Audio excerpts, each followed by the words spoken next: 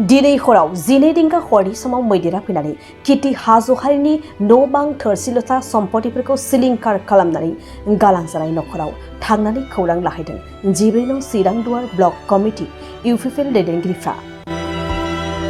चिरां जिल्ला बारबुथान सिमना दारगारि हाथिसार देबटाङि गामिनिनो थागिबि फिसाय थैजानाय रान्दि आइजो किति हाज'हारिनि नखरखौ हाग्रानि मैदेरा फैनानै सिलिंखार खालामलांजानायखौ खोनानानै खौरां लाफैनायजों लोगोसे EM रन्जित बसुमतारिनि बिथोन बायदियै EM रन्जित बसुमतारिनो PA प्रनय बसुमतारिया थानो थाखाय थिं बायनानै होयो आरो खरसा जानो थाखाय एसे रां अनसुंथाइ होयो।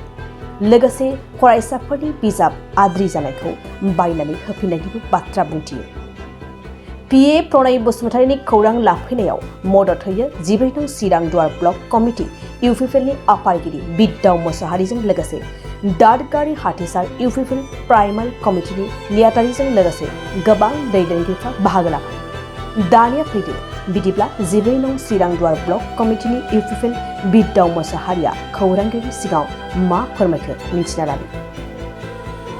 मोनसे खोब दुखुनांथाव जाथाय जे जोंनि चिरां जिल्लानि सिङाव थानाय थामहिनबा जोंनि 14 नं चिरां दुवार समस्तिनि सिङाव थानाय बे हाथिसार प्राइमारिनि सिङाव जोंहा नैबे देबादाङि गामियाव दिनै हरनि 1:30 रिंगायाव हाग्रानि जोंहा मैदेर फैनानै जोंहा क्रिस्टि हाज'वारि बिथाङा सासे रान्दि आइजो बिथांनि न'खराव फैनानै बेनि जिखिनि न' बां बेखौ दिनैहाय सिलिंखार खालामनायखौ जोङो नुफैनानै खोब दुखु मोनदों आरो जोङो दिनैहाय बाहाय नुनो मोनबाय बिथांनि जे न'खरनि जेरैबायदि जिखिनि एसे साय सम्पति दङमोन बियो कमप्लिटलि डेमेज होननानै बुंनांगोन।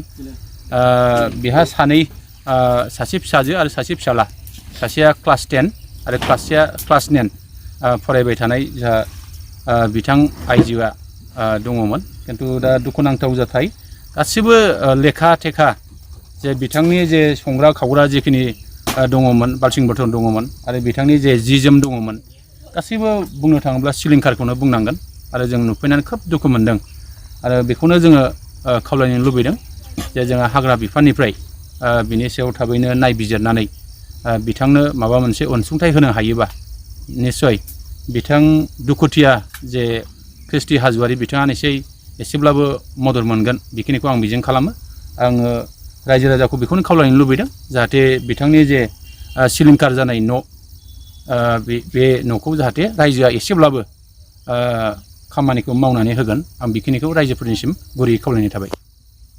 जों बे न'खराव फैनानै खोब दुखु नांदों आरो बे दुखुनांथाव जाथायखौ लानानै जा जोंनि बिटिआरनि EM जा हाग्रा बिफाननि EM रन्जित बसुमतारि बिथांनि बिथोन बायदियै बिथांनिनो जोंहा PA प्रनय बसुमतारि बिथाङा जोंजों ज' फैनानै नुफैनानै दुखु नांनानै बिथाङा बे न'खरनि थाखाय जे न' एसे लुफामनायनि थाखाय आरो फिसाजो आरो फिसालानि जे बिजाब बायनाय आरो बायदि बायदि माखासे गोनांथि जानाय मुवाखौ बायनो थाखाय बिथाङा एसे निस्सय अनसुंथाइ होनानै बाथ्रा होनदों आरो बे अनसुंथाइखौ जाहाथे मोननानै बे जिखिनि खामानि मावनो गोनां बे खामानिखौ जाहाथे मावनानै लायो आं बेखिनिखौ खावलायनाय थाबाय।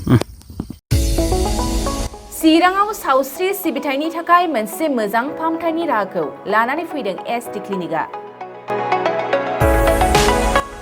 आथिखालाव सुबुंनि देहायाव नुजाथिबाय थानाय डायबिटिस बेरामनि थाखाय मोजां फाहामथाय होयो SD क्लिनिकआ। चिरां जिल्लानि SBI काजलगाव ब्रान्चनि लांगोनायाव फसंनाय SD क्लिनिकआव डायबिटिस बेरामनि अनगायैबो फाहामथाय होबावगोन लिभारनि जेंना आरो माखासे सरासनस्रा बेमारफोर। बे SD क्लिनिकआव डायबिटिस बेरामनि फाहामथायखौ होगोन जर'खा फाहामगिरि डक्टर समिक देबा। नोंथांमोना फुं आरो मोनाबिलि समावबो बे क्लिनिकआव फाहामथाय लानो हागोन। डक्टर, लेबरेटरि, मुलि, ECG सिबिथायनि खाबुफोरखौ बे SD क्लिनिकआव मोनजोबगोन।